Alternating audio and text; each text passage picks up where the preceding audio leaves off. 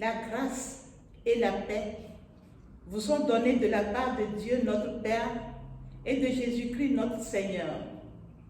Réjouissons-nous, car Dieu n'est pas un inconnu, dominateur, éternel, indifférent au monde qu'il a créé. Au contraire, il s'y fait connaître, il y fait retentir sa parole. Réjouissons-nous, car cette parole n'est pas un immuable message, mais elle est un homme de Palestine. Réjouissons-nous, car cet homme n'est pas un pieux souvenir à embaumer et à vénérer. Il est mort, il est ressuscité et aujourd'hui, il est vivant. Chantons le numéro 153, tournez les yeux vers le Seigneur.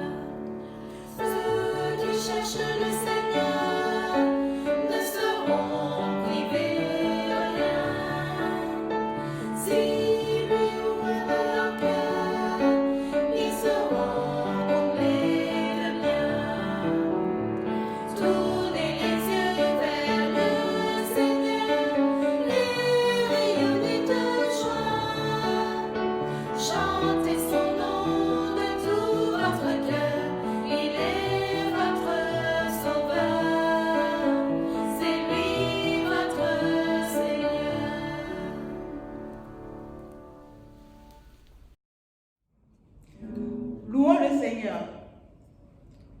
Père, nous te chantons et nous te rendons grâce, car malgré nos peines et nos fautes, au milieu de nos peines et de nos fautes, nous savons que tu es un Dieu que l'on ne peut qu'admirer, chanter et aimer en Jésus-Christ. Pour le monde si fragile, mais si beau, pour la vie si menacée, mais si belle, pour cet immense univers où s'épanouira notre royaume, nous te louons. Pour ce jour qui nous redit la résurrection, pour ton Église qui nous rassemble, nous te louons. Pour ton évangile, pour notre baptême, pour ta volonté de te servir de nous, pour la promesse de ton éternité, nous te louons. Et parce que nous pouvons t'aimer et nous aimer sur la terre, au nom de l'amour du Christ, en paix et avec joie, Père, nous te louons. Nous chantons 281, qui donc est dans le ciel.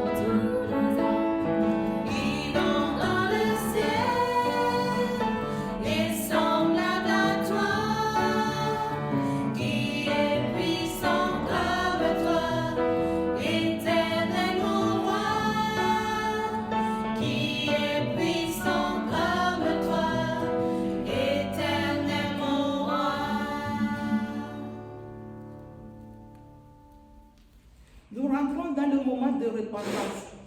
Prions. Assurés de l'amour de Dieu en Jésus-Christ, reconnaissons notre péché. Père, je ne veux pas ce matin faire la liste de tous mes manquements et de toutes mes fautes, de mes faiblesses et de mes imperfections. Je le sais bien, tu le sais bien, je ne suis pas un être parfait. Père, je veux ce matin déposer ma vie devant toi, toute ma vie. Non plus seulement les pensées furtives, les prières secrètes, les élans momentanés que je t'accorde quand cela me plaît, mais toute ma vie, ces jours et ces nuits, pour que toute ma vie soit aimée par toi, apaisée par toi. C'est vrai, tu n'es pas le seul Dieu dans mon existence. Il y en a tant d'autres, je le reconnais. Et puis, il y en a un immense, et c'est moi-même. Je ne me méprise pas. Je ne te demande pas de m'apaiser. Je te demande, Père, de me libérer de l'angoisse de vouloir tout maîtriser, de me délivrer de la pensée que je doive faire mes preuves à chaque instant. Rappelle-moi sans cesse que la paix vient de toi, que la vie vient de toi, que l'amour vient de toi et que l'espérance vient de toi. Amen. Chantons 167, quand les montagnes s'éloigneraient.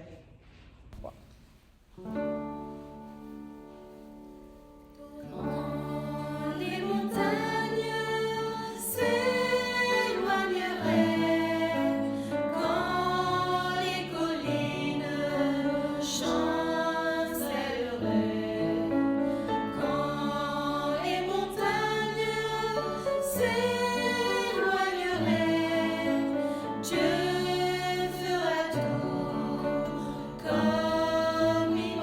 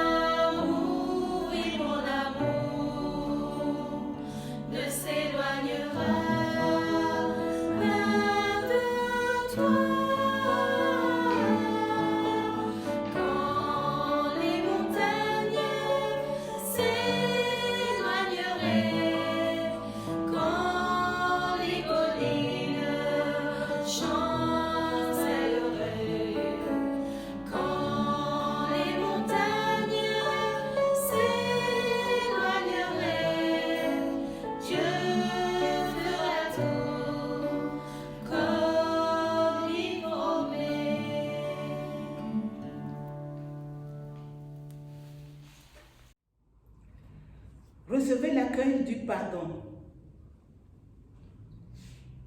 Jésus marchait sur les routes de Palestine en disant, convertissez-vous, le royaume de Dieu est proche. Aux scribes qui lui disaient que l'amour de Dieu et du prochain valait mieux que tous les holocaustes et les sacrifices, Jésus a répondu, tu n'es pas loin du royaume de Dieu. Aux pharisiens qui lui demandaient quand ce royaume allait venir, Jésus a répondu, le royaume ne vient pas comme une chose qu'on voit, il est au milieu de vous. Oui, le royaume de Dieu n'est pas loin, il est à la portée de nos yeux, de nos mains et de notre cœur. En Jésus-Christ, Dieu est devenu tout proche. Lorsque nous nous tournons vers lui, il s'adresse à nous avec les mots de l'Évangile. Le mot paix, que la paix soit avec vous. Le mot amour, aimez-vous les uns les autres comme je vous ai aimé. Le mot pardon, Père, pardonne-leur. Que sa paix nous construise, que son amour nous guérisse, que son pardon nous réjouisse et qu'il nous donne de marcher vers son royaume.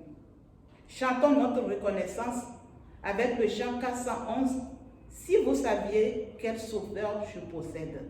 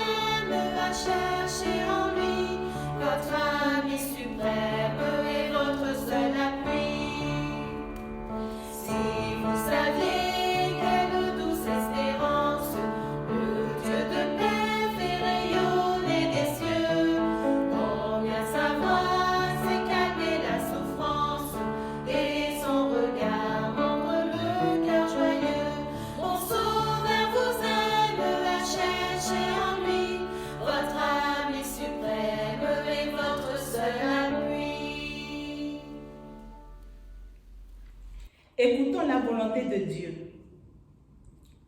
Pardonner et libérer, nous pouvons écouter ce que Dieu nous donne la force de faire. Je veux faire sortir chaque homme et chaque femme de l'esclavage. Je promets que tous seront libérés de tout leur esclavage. Voici le chemin, voici. Tu n'auras pas d'autre Dieu pour me braver. Je te le promets, tu seras libre. Vis-à-vis de tous les dieux dont tu es esclave, orgueil, ambition, volonté de puissance. Tu ne te feras aucune représentation de celui que je suis. Je te le promets, tu seras libre vis-à-vis de toutes les images et les idées que tu te fais de toi, de moi.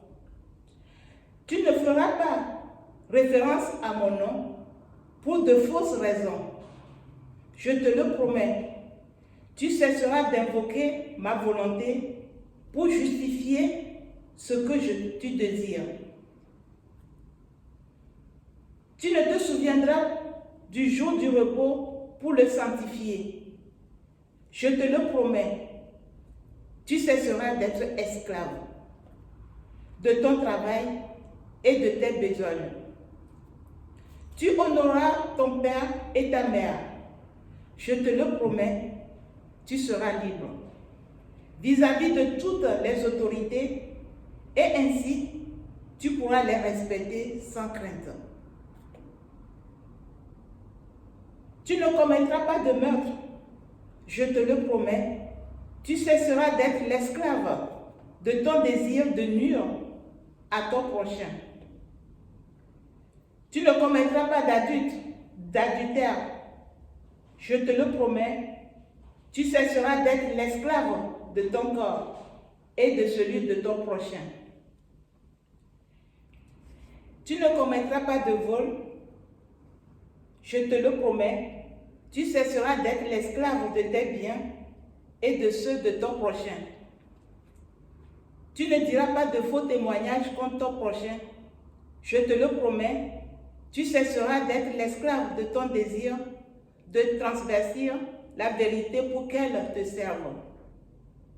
Tu ne convoiteras pas, je te le promets. Tu cesseras d'être l'esclave de tes désirs, ambitions et frustrations. Voici ce qui t'est promis et demandé.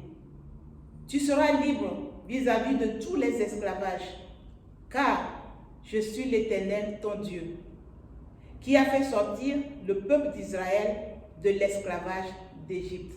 Amen. Prions avant la lecture de la Bible. Nous prions Dieu afin que les paroles deviennent pour nous paroles de vie. Père, tu n'ignores rien de nos réticences, ni de nos résistances devant ta parole. Tu sais combien nous nous esquivons lorsque ton évangile se fait précis. Combien nous interprétons lorsqu'il nous interpelle trop. Combien nous oublions lorsqu'il se fait dérangeant. Et pourtant, nous revoici ce matin à l'écoute de ce que nous disent les Écritures. C'est pourquoi nous te prions que ton Saint-Esprit nous accorde un cœur ouvert et une intelligence accueillante à ton évangile. Derrière les mots que nous entendons, donne-nous de discerner ta parole de vie, ta parole pour nos vies. Amen. Les lectures se trouvent dans 2 Rois, chapitre 4, versets 8 à 16, puis Matthieu, chapitre 10, versets 37 à 42, et Romains, chapitre 6, versets 3 à 11. Ce dernier sera le sujet de notre prédication. Deuxième livre des Rois, chapitre 4, versets 8 à 16. Un jour, Élisée passe à Shunem. Une femme riche habite à cet endroit. Elle demande avec insistance à Élisée de venir manger chez elle. C'est pourquoi, depuis ce jour-là, chaque fois qu'Élisée passe par Shunem, il va manger chez elle. Cette femme dit à son mari: « Écoute, je le sais, l'homme de Dieu qui vient toujours chez nous est vraiment un homme de Dieu. Il faut lui construire une petite chambre sur la terrasse. Nous allons mettre pour lui un lit, une table, un siège et une lampe. Il pourra loger là quand il viendra chez nous. » Un jour, Élisée vient chez eux. Il monte en haut dans la chambre pour se coucher. Ensuite, il dit à son serviteur Géasi: « Appelle cette femme qui nous accueille. » Géasi va la chercher et elle arrive devant la chambre. Élisée demande à Géasi de lui dire ceci: « Tu t'es donné beaucoup de mal pour nous. Qu'est-ce que nous pouvons faire pour toi? Est-ce qu'il faut parler pour toi au roi ou au chef de l'armée? » La femme répond: « Non merci. Je vis au milieu de mon peuple et je ne manque de rien. » Puis il dit à son serviteur Géasi: « Qu'est-ce que nous pouvons faire pour cette femme? » Le serviteur répond: « Malheureusement, elle n'a pas de fils et son mari est vieux. » Élisée lui dit: « Appelle-la. » Géasi l'appelle et elle vient devant la porte. Élisée lui dit: « L'an prochain, à la même époque, tu porteras un fils dans tes bras. » Mais elle dit: « Ce n'est pas possible, toi qui es un homme de Dieu, ne me mens pas. » Amen. Évangile de Matthieu, chapitre 10, versets 37 à 42. Celui qui aime son père ou sa mère plus que moi n'est pas digne de moi. Celui qui aime son fils ou sa fille plus que moi n'est pas digne de moi. Celui qui ne prend pas sa croix et qui ne me suit pas, celui-là n'est pas digne de moi. Celui qui veut garder sa vie la perdra. Celui qui perdra sa vie à cause de moi la retrouvera. Si quelqu'un vous reçoit, c'est moi qu'il reçoit. Et la personne qui me reçoit aussi celui qui m'a envoyé. Si quelqu'un reçoit un prophète parce que c'est un prophète, il aura la récompense qu'on donne à un prophète. Si quelqu'un reçoit une personne fidèle à Dieu parce qu'elle est fidèle, il aura la récompense qu'on donne à une personne fidèle. Je vous le dis, c'est la vérité. Si quelqu'un donne à boire un verre d'eau fraîche à l'un de ses petits parce que c'est mon disciple, il aura sûrement sa récompense. Amen. Lettre aux Romains, chapitre 6, versets 3 à 11. Vous le savez bien, notre baptême, en nous unissant au Christ Jésus, nous a tous unis à sa mort. Donc, par le baptême, nous avons été plongés avec lui dans la mort. Mais la puissance glorieuse du Père a réveillé le Christ de la mort, pour que, nous aussi, nous vivions d'une vie nouvelle. En effet, nous avons été totalement unis à lui au moment où nous sommes morts avec lui. De même, nous serons unis à lui en nous levant comme lui de la mort. Comprenons bien ceci. Ce que nous étions avant a été cloué sur la croix avec le Christ. Alors, le péché qui a fait partie de nous-mêmes est détruit, et nous ne sommes plus esclaves du péché. Oui, celui qui est mort est libéré du péché.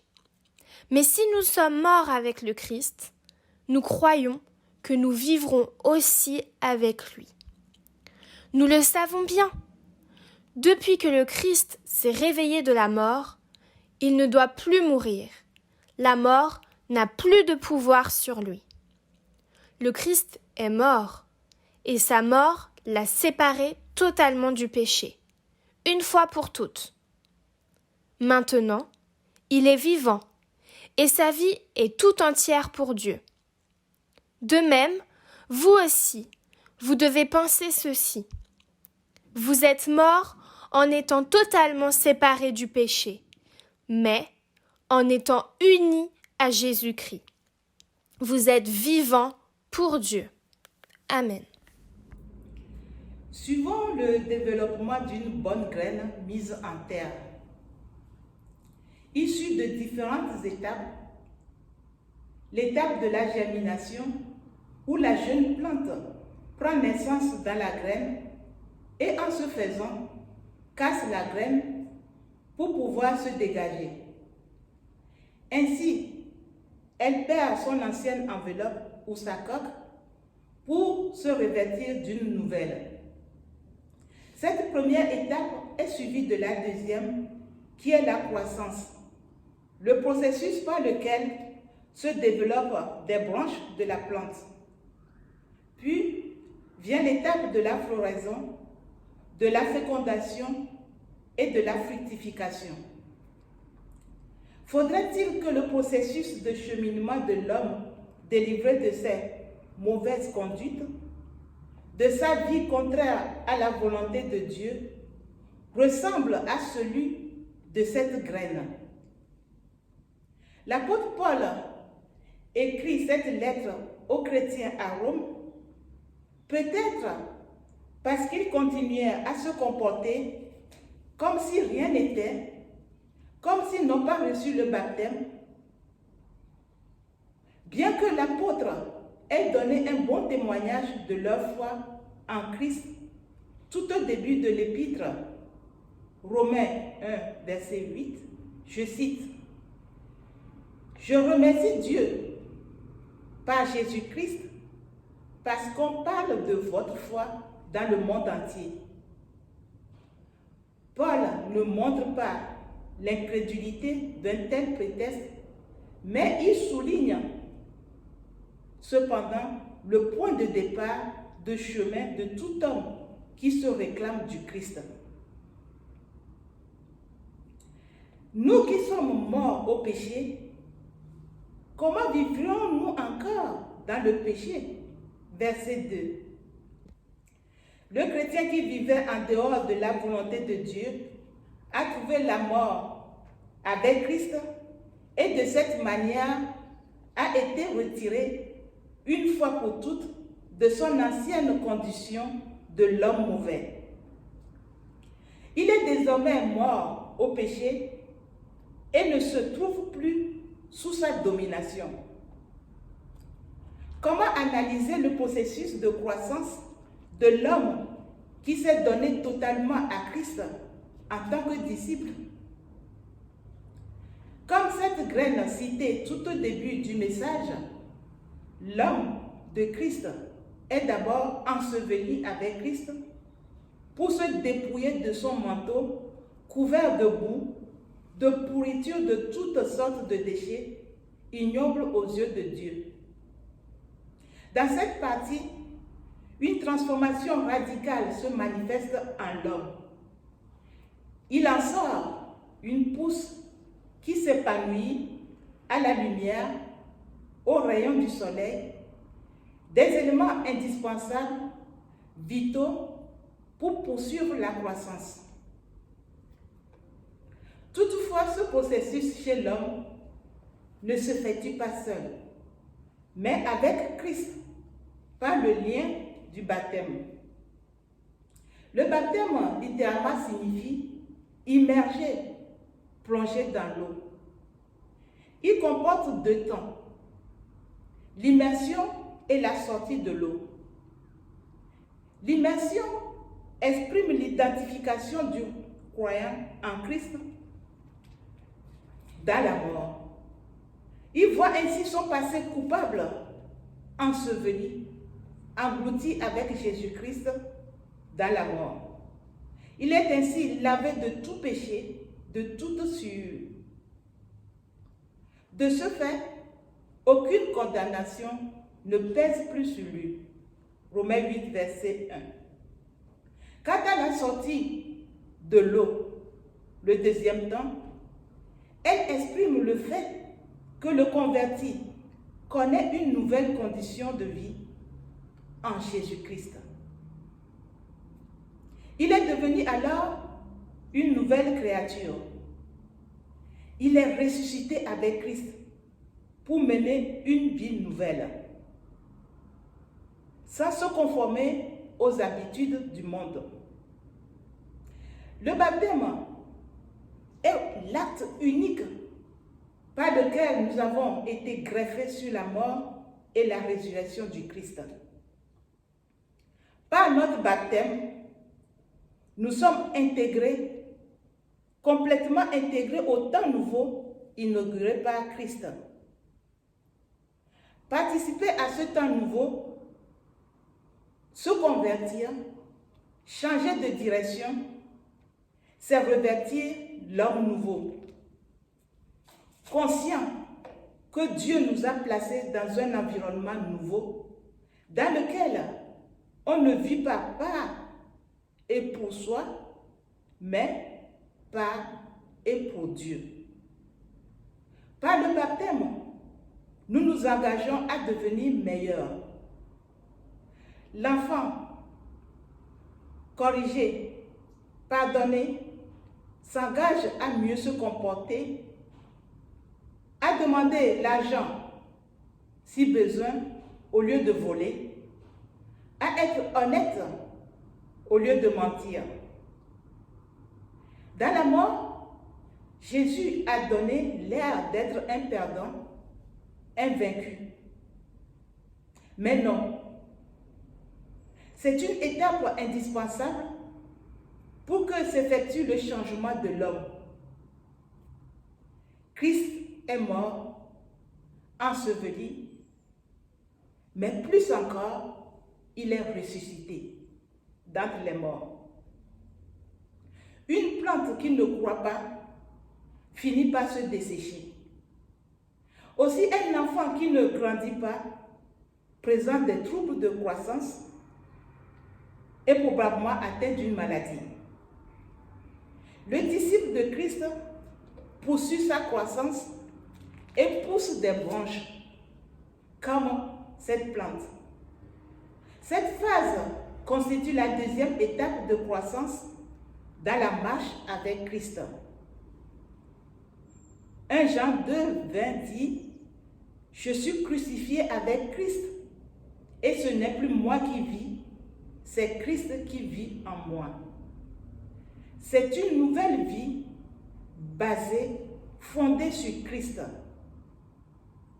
Attachés à Christ dans la mort, nous le sommes également dans la résurrection.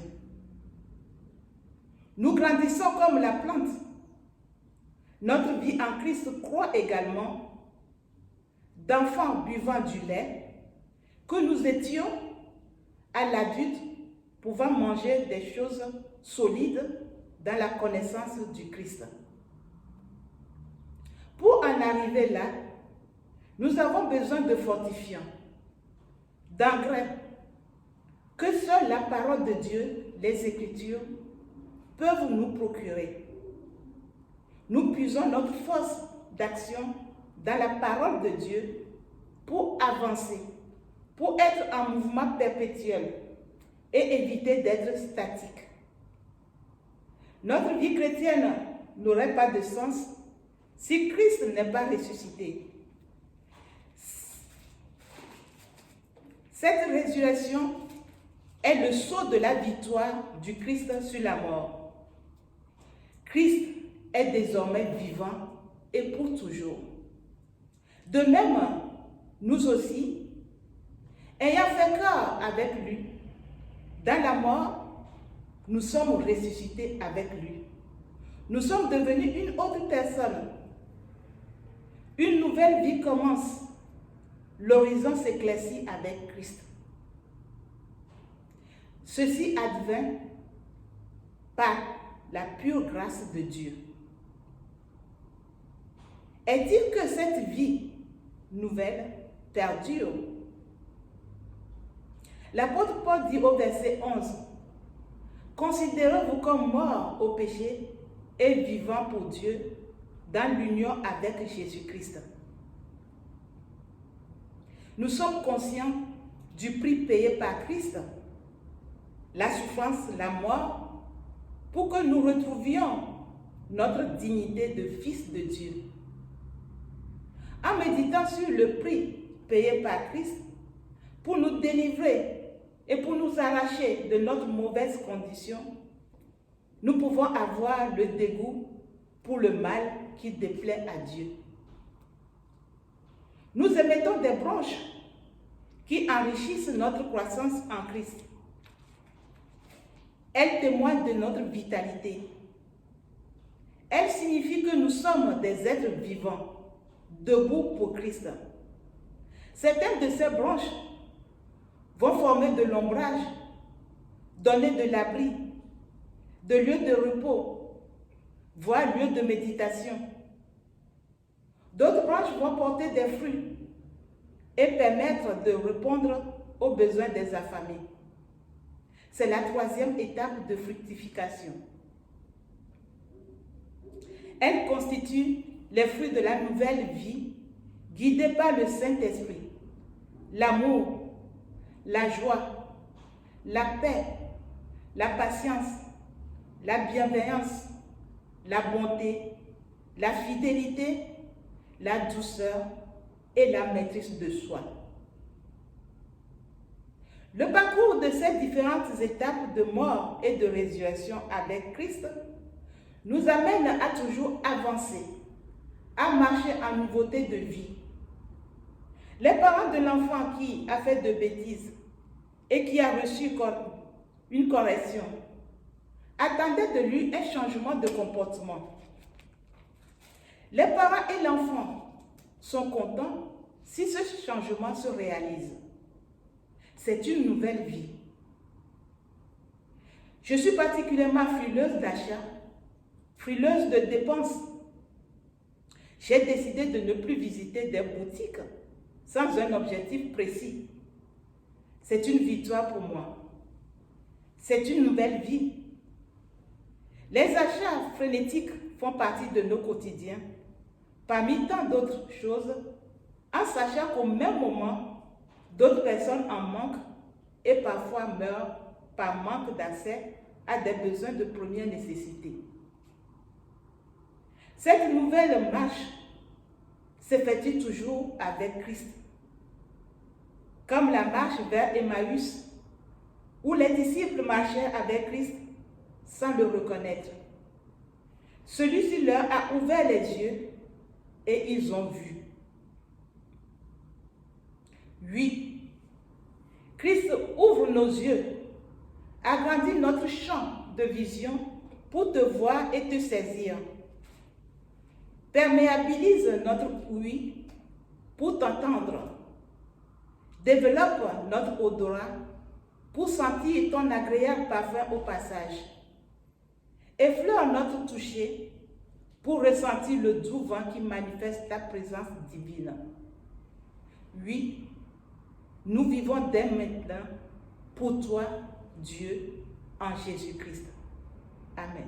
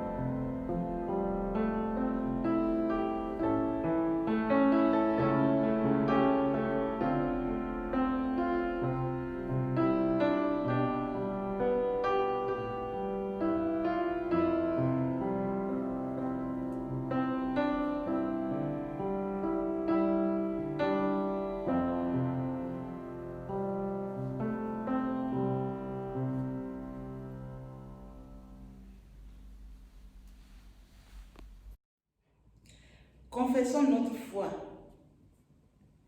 Éclairés et rassemblés par la parole de Dieu, nous affirmons notre foi. Nous croyons en Dieu. Malgré son silence et son secret, nous croyons qu'il est vivant. Malgré le mal et la souffrance, nous croyons qu'il a fait le monde pour le bonheur de la vie. Malgré les limites de notre raison et les révoltes de notre cœur, nous croyons en Dieu.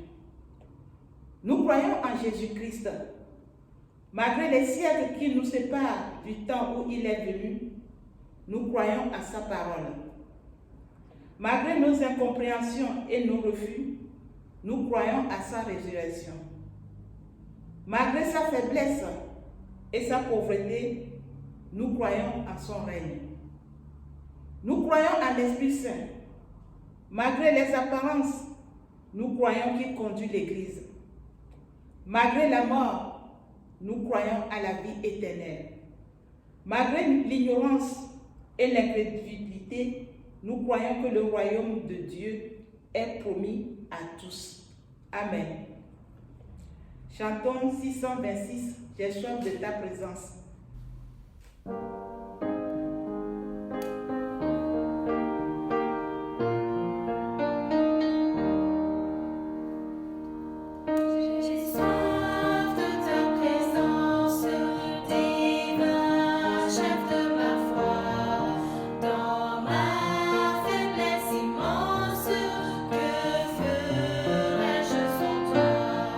Chaque jour, à chaque heure, oh Jésus.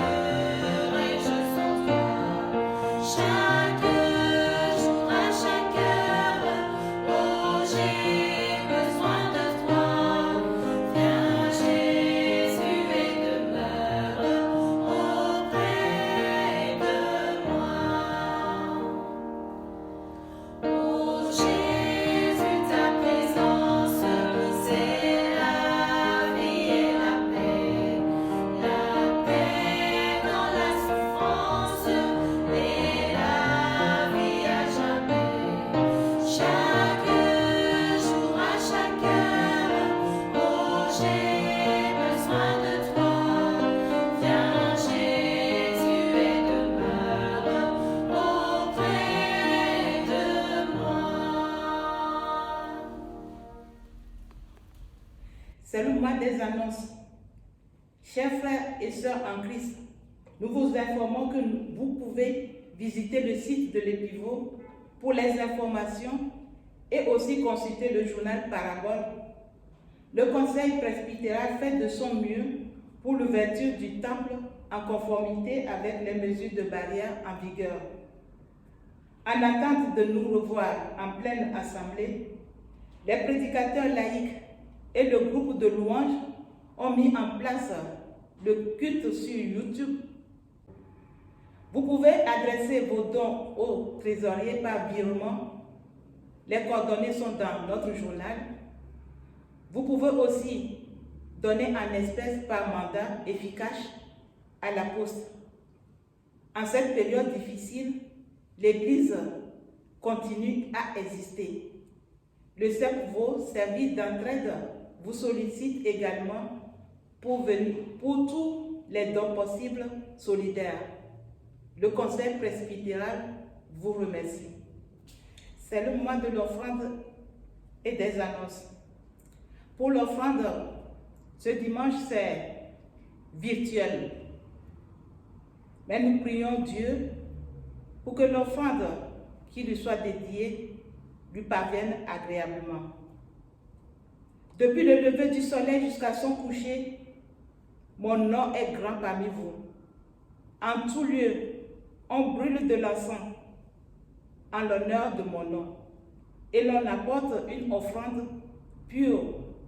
Louons Dieu pour son grand amour. Amen.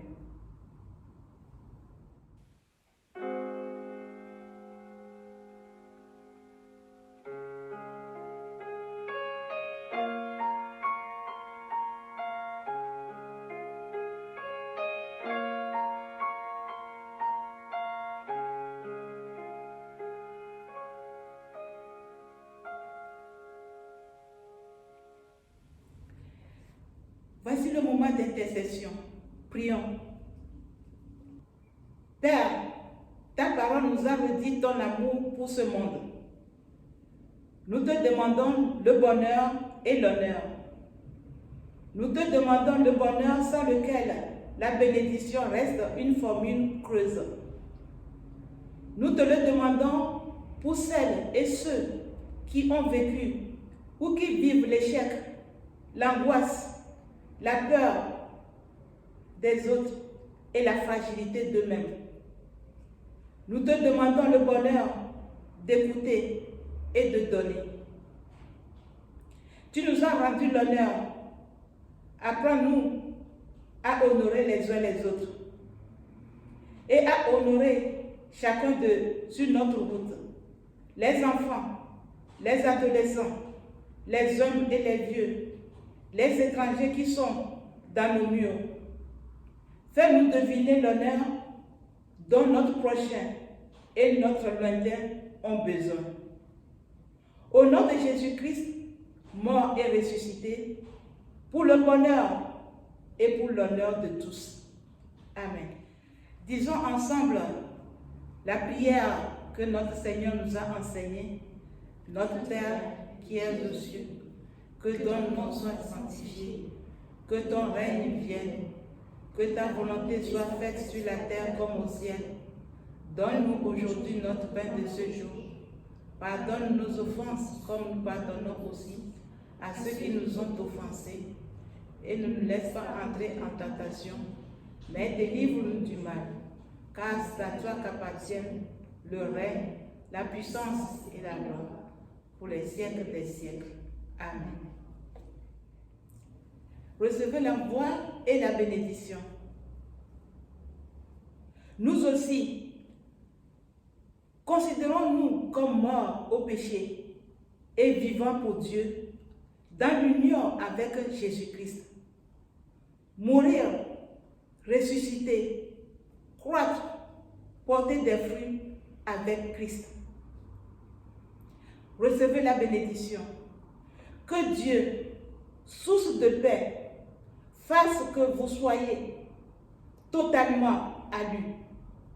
Qu'il garde votre être entier, l'esprit, l'âme et le corps irréprochables pour le jour où viendra notre Seigneur Jésus-Christ. Celui qui vous appelle accomplira cela car il est fidèle. Amen. Chantons 277. À Dieu soit la gloire.